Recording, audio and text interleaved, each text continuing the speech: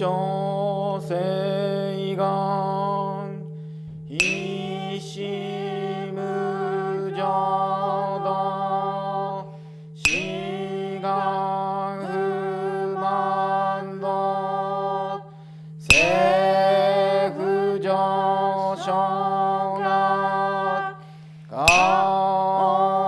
無量公偉大聖主不在庶民政府上昇が餓死条文の妙正長実法不教未証も政府上昇が二億人少年主病よ死ぐ無浄土一生天にし人力縁内公不祥無才道少女三苦名交際集約な愛知へ言絵師根門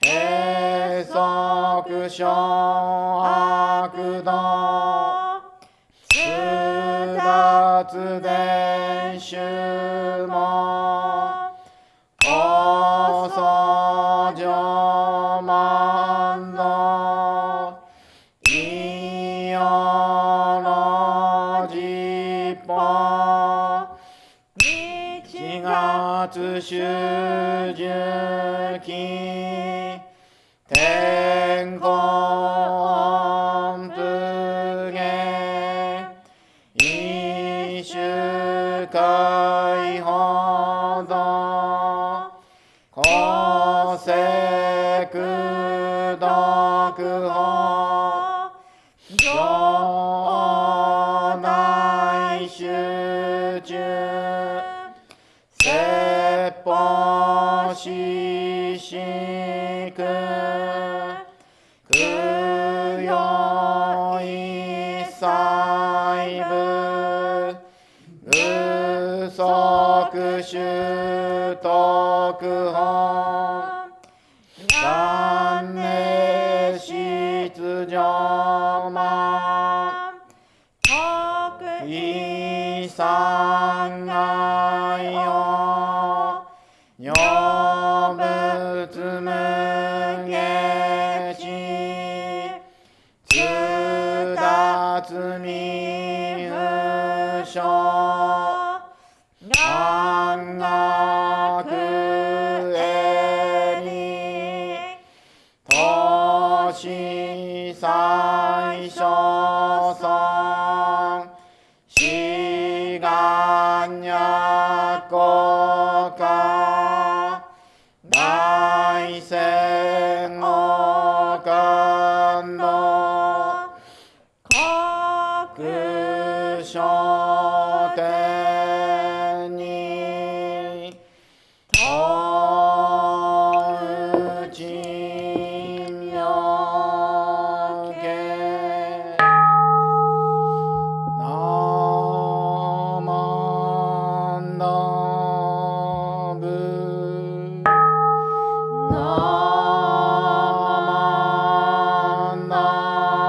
ダブナマンダブナマンダブナマ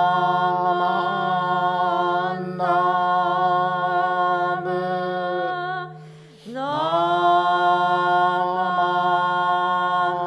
ブナマンダブ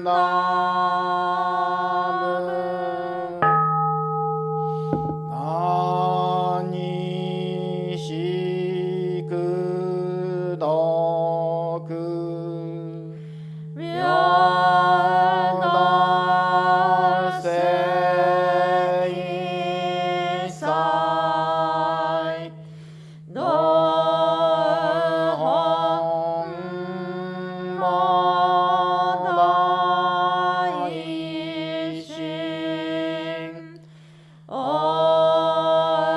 じょあ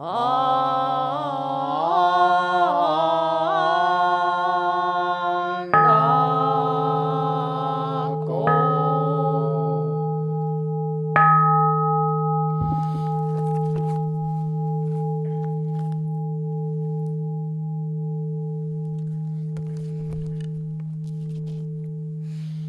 ナマンダツナマンダツナマンダツナマンダツナマンダツナマンダツナマンダツナマンダツ。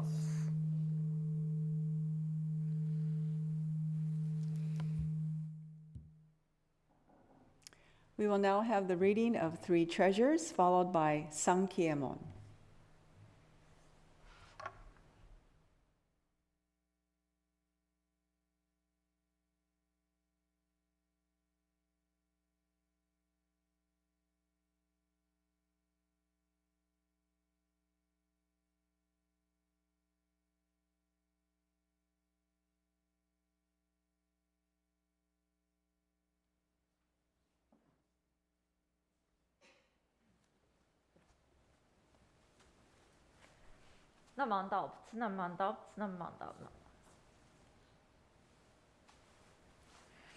Please join me with hands together as we read the three treasures.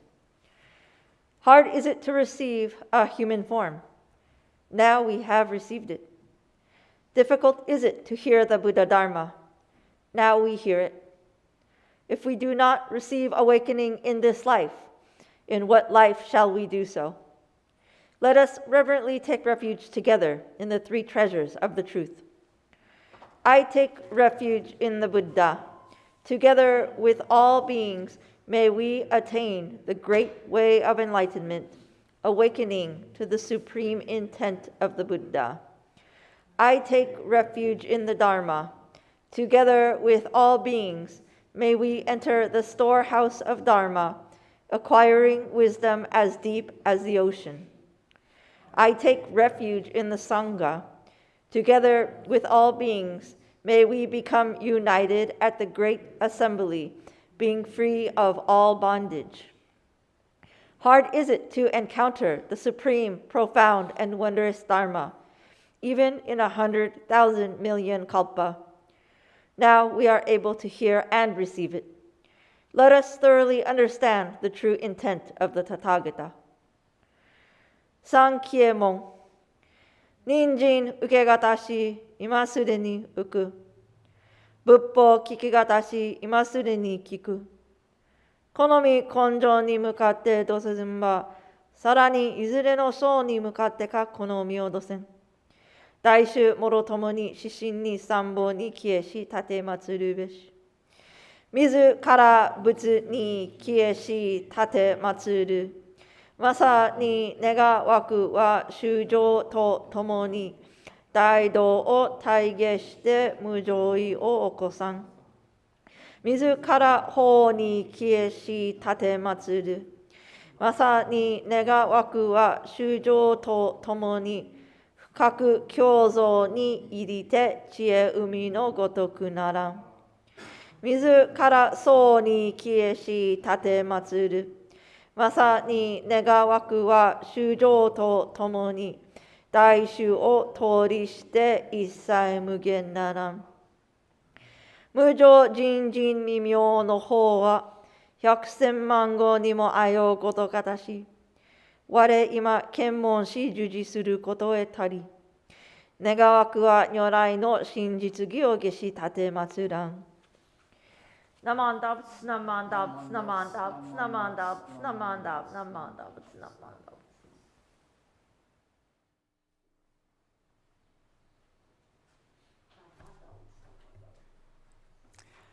Now, Reverend Ubezu will deliver her Dharma message.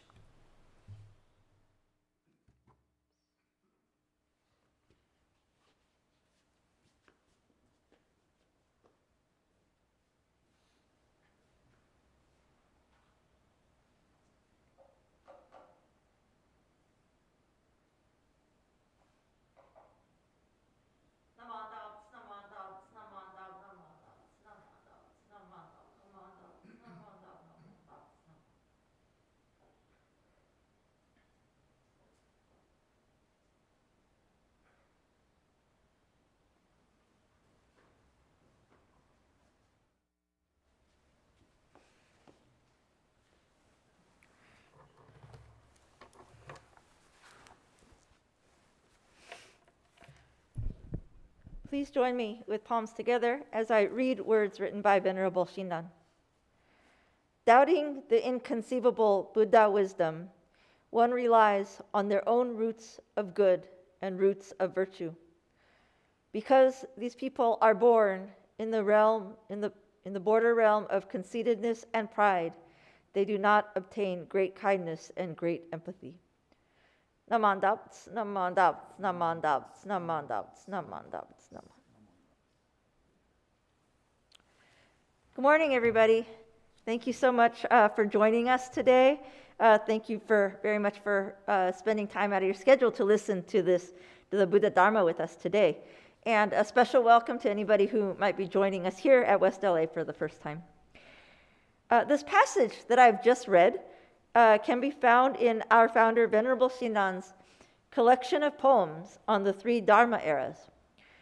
In this poem, Venerable Shinran is clarifying that people who rely on their own idea of good as they embark in the world are actually doubting the Buddha's inconceivable wisdom. Because of this, they are not on the path to manifest in the true Pure Land of true kindness, empathy, and compassion, but rather they are on the path to manifest into the realm of conceitedness and pride.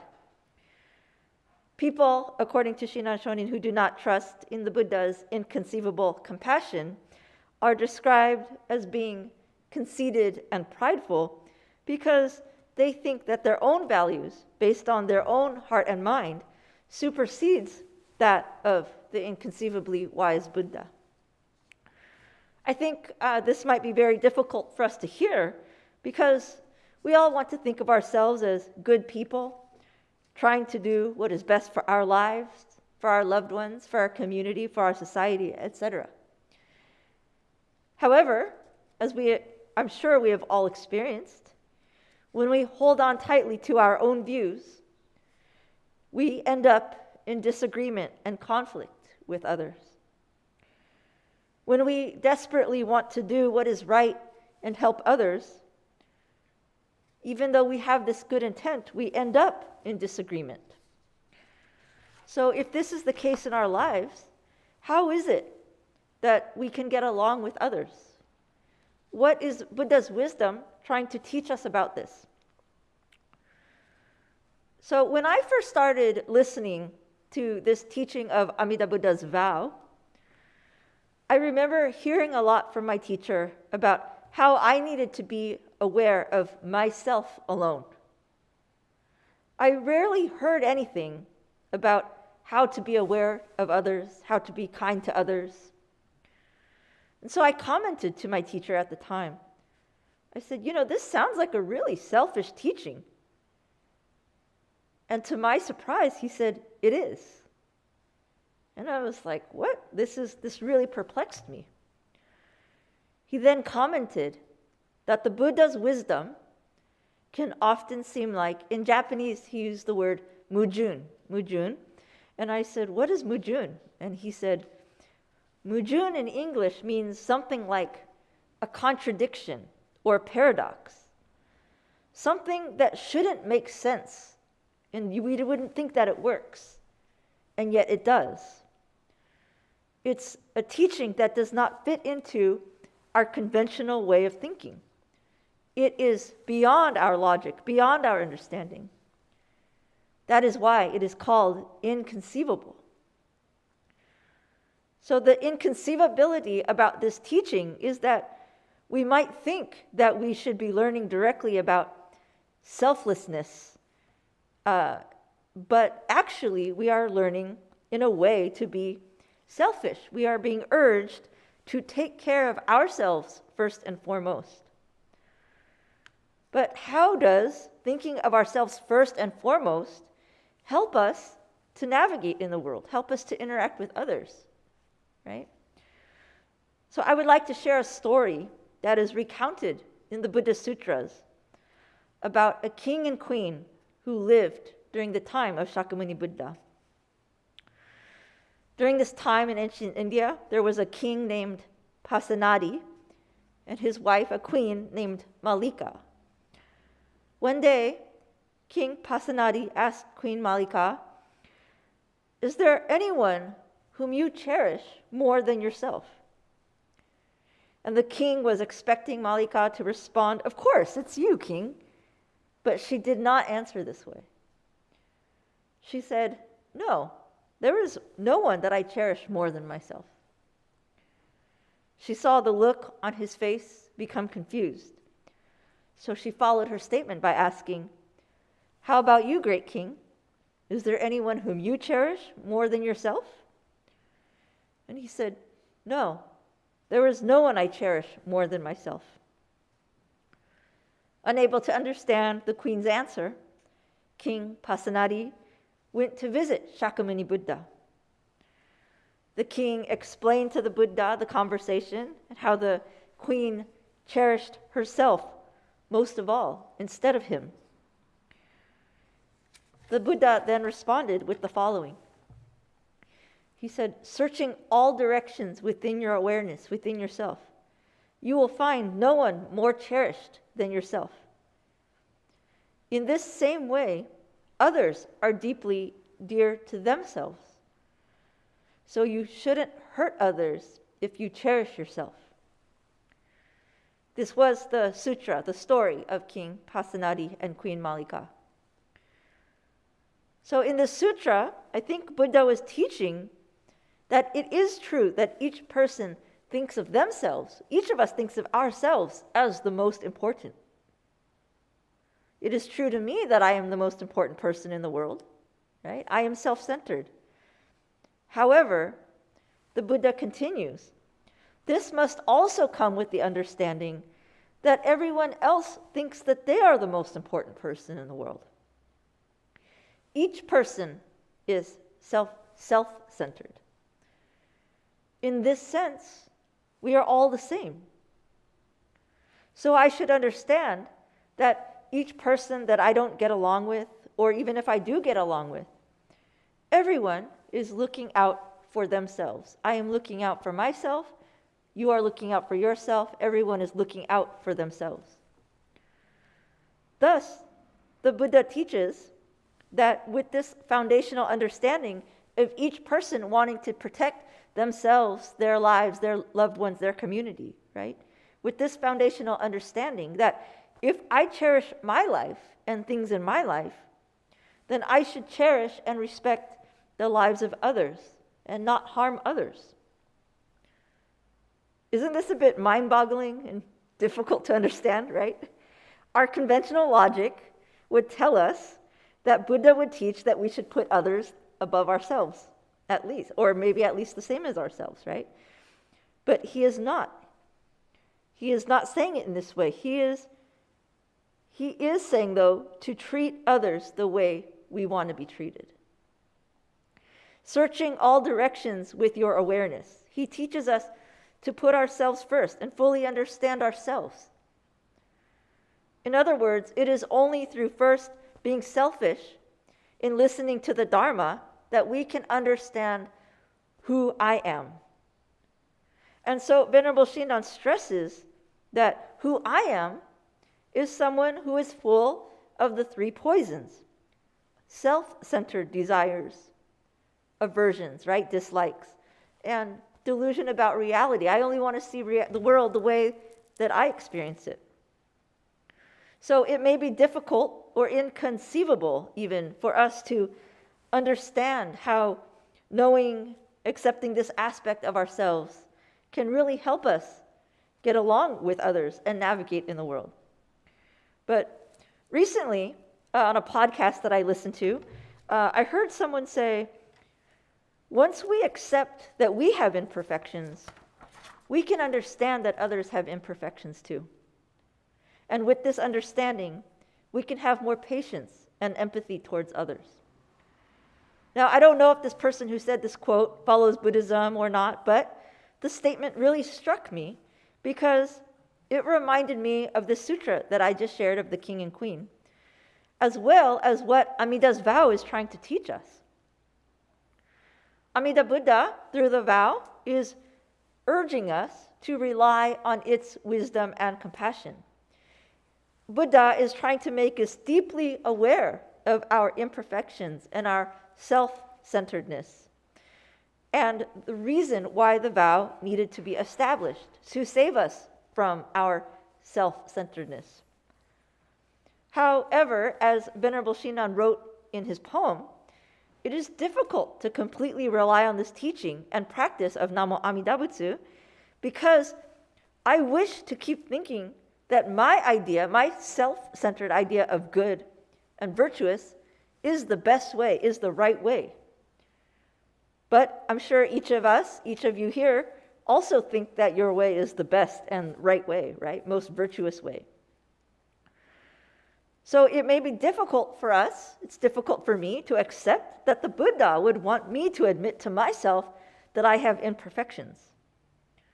I would prefer to live in my own echo chamber and keep being told that the way I think is best, the way I do things is the best. So Buddha's wisdom is foreign and inconceivable to us. Because of that, when we encounter things that we don't understand or things that we think that we don't agree with, we doubt it, we put it aside, and we continue to rely on the things we know and what we think we know. So this is the path, Venerable Shinran says, to manifest, that leads us to manifest in the realm of conceitedness and pride. However, if we listen very deeply to Amida Buddha's teaching, Amida Buddha is also stating in the vow that all beings are being guided and liberated. Not just me, but all beings. So what this teaches, what I think it's this teaching, is that all beings, including me, are imperfect and self-centered.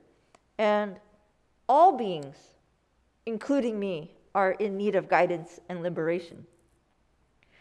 So all of us are in the proverbial boat together, right? We are all in this same boat of this life, going through our struggles, each of us in our own way.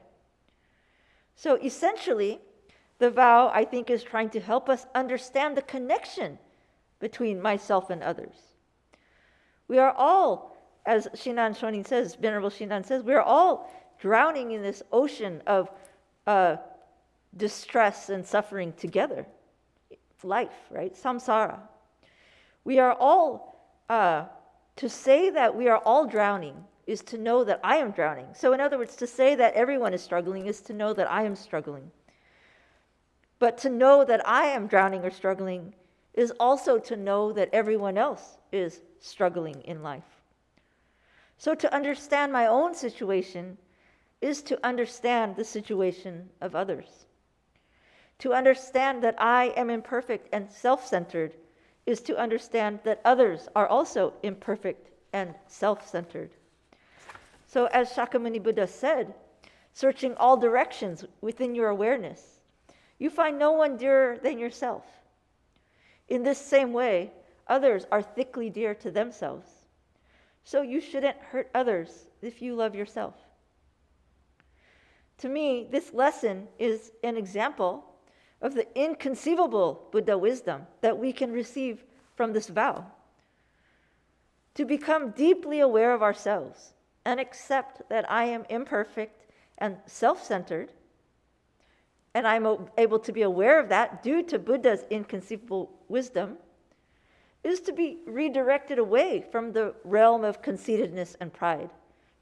And rather, it is to receive great kindness and empathy from Namo Amida Buddha, who is trying to guide us towards a life of deep joy and settlement. And it can allow me, once I realize this wisdom that I am receiving, leads me to rely on this wisdom as Buddha, wisdom of the Buddha, as the guiding light in my life. So receiving this great kindness, this great empathy, with the foundational understanding that I am benefiting from this wisdom. And because I am benefiting from this wisdom, that means that all beings can benefit and are benefiting from this wisdom just as I am.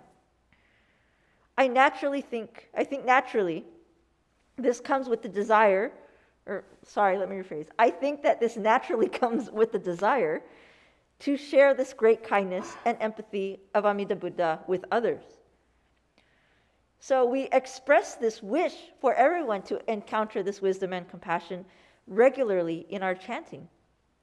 Today, just like today and all other days we chant, at the end of our chanting we say, Gan nishiku doku, byodo sei isai, do hotsubo dai shin ojo anrakok. In English, this means, roughly, by means of the vow, may these virtues of wisdom and compassion be given to all beings equally, so the same heart and mind of Bodhi can arise within each of them, and they can manifest in the land of bliss.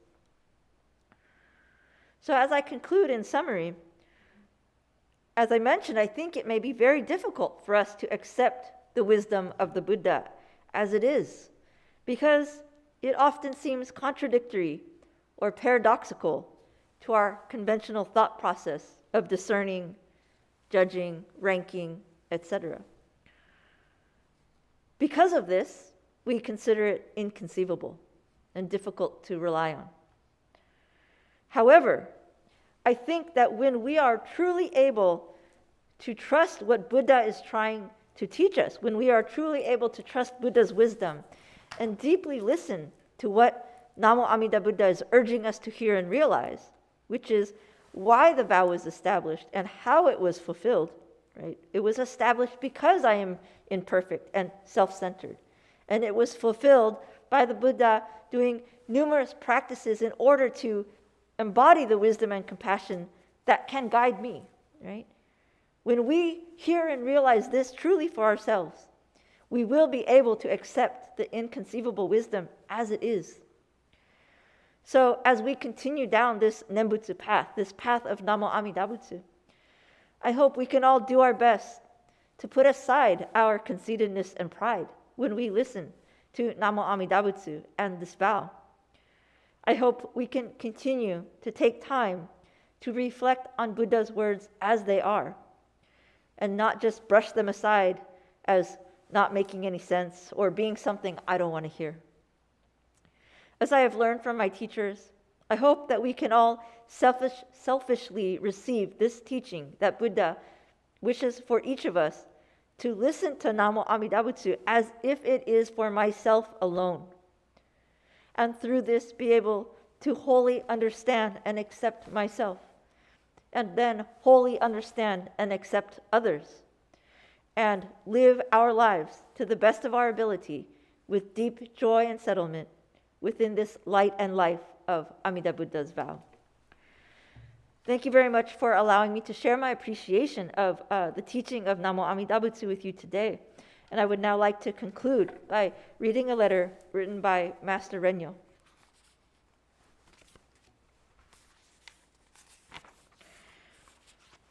Lay people in the latter age who lack wisdom should deeply rely on Amida Buddha with singleness of heart, entrusting themselves to the Buddha single-mindedly and unwaveringly for their emancipation, without turning their thoughts to other matters.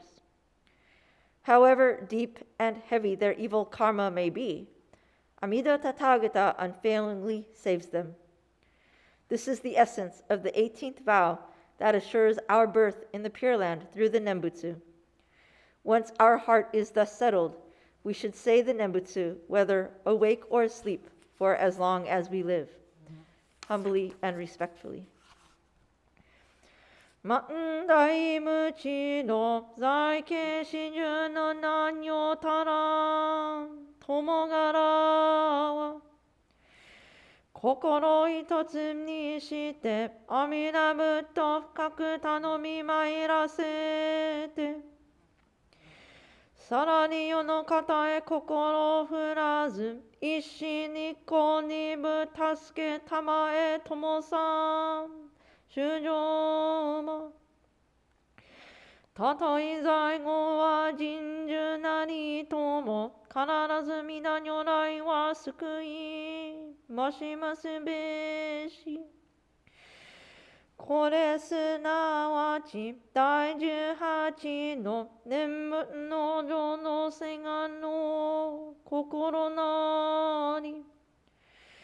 核のごとく健常しての上には寝ても覚めても命のあらん限りは称名念仏すべきものなり。あらかしこ、あらかしこ。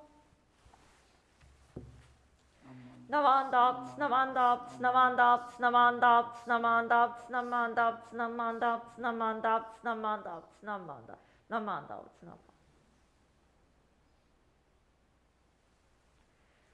namandaps, namandaps.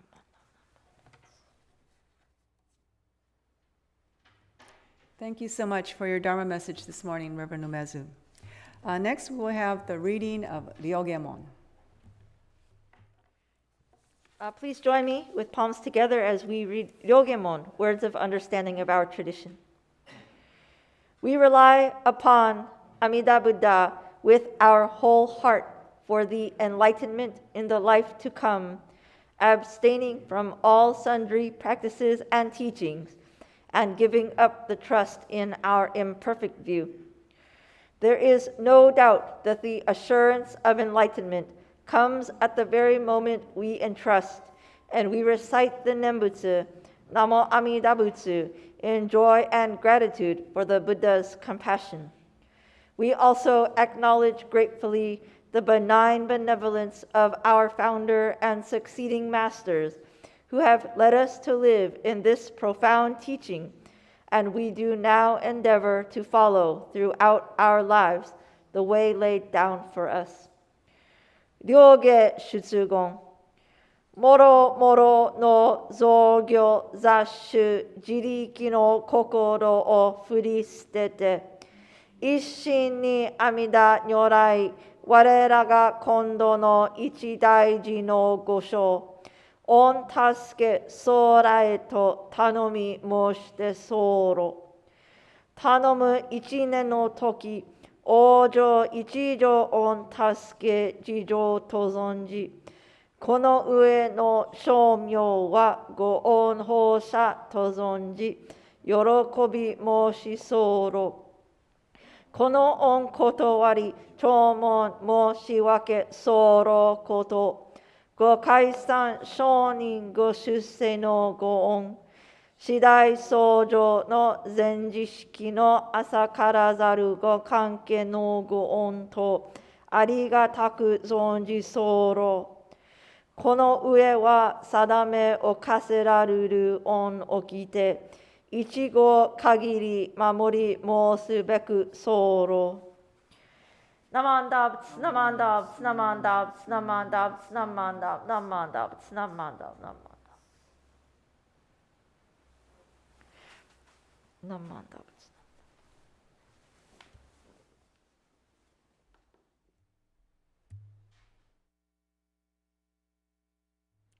All right, now it's time for announcements. On May the 21st, we will be holding our Gotan e Dharma service, which is Shiran Shonin's birthday. Starts at 10 o'clock, and our guest speaker is Reverend Nobuo Miyaji, who is Minister Emeritus, Buddhist Churches of America. And on the same day, we are also holding Hatsumairi, which is a first service for infant. And if you would like to participate, you may contact WLABT Dharma Center at gmail.com. On May the 28th is a Memorial Day Dharma service. Reverend Umezu will be speaking at that time, and the service will start at 10 o'clock. We also have several study sessions. First is entitled, What is the Jodo Shinshu Teaching? And this is on Saturdays from 11 to 12. This is via Zoom. The next one is on April the 29th, and this will be led by Reverend Takata. There is a registration fee of $50. It's a suggested donation. If you can't make the Saturday session, we have a Wednesday session from 7 to 8 p.m., also via Zoom. The next one is April the 26th, and this is also led by Reverend Takata. We have Buddhism Beyond Mindfulness, and this is mainly for college students and young adults. This is led by Reverend Umezu. Suggested donation is $5 per session. This is also by Zoom. And the next one is May the 20th, 10:30 to 11:30. Then we have What is Amida Buddha? This is going to be in person starting May the 25th, which is Thursday from 11 to 12:30 p.m. And this is led by Reverend Mas Kodani, who is also Minister Emeritus, Buddhist Churches of America. And suggested fee is $30 for this. Next we have Dharma Cafe. This is going to be happening today from noon to 2 o'clock. And this is held in front of our temple. We'll have tables and chairs lined up in the grass area. We'll be serving light refreshments and a chance for everyone to just hang out with friends, talk among ourselves, talk to the minister if you have any questions, and just have a good time. Now, every third Friday of the month, we have bingo at the temple starting at 7 o'clock. And light snacks, free parking. This is held right next door in our social hall. And I always say the larger the crowd, the bigger the prize, so come on down. And then finally, Sawtell Japantown Association will be presenting a Children's Day celebration, first annual. This is for the young and the young at heart, from 12 to 3. This is going to be held in our parking lot. And we'll have free games and crafts, food trucks, demonstrations, a lot of performances, and much more. So we hope you can enjoy and come to that. So with that, that concludes our service for today. Thank you everyone for joining us. And now, Sensei. Namandas, namandas, namandas, namandas, namandas. Thank you for coming. Please offer the incense. Did you announce reflection session? Oh, I'm sorry. All right. I was just reminded, and I forgot, I apologize. We will be having Dharma reflection session. Just give us about 5 minutes for Sensei to set up. So we hope you can stay for that. Thank you.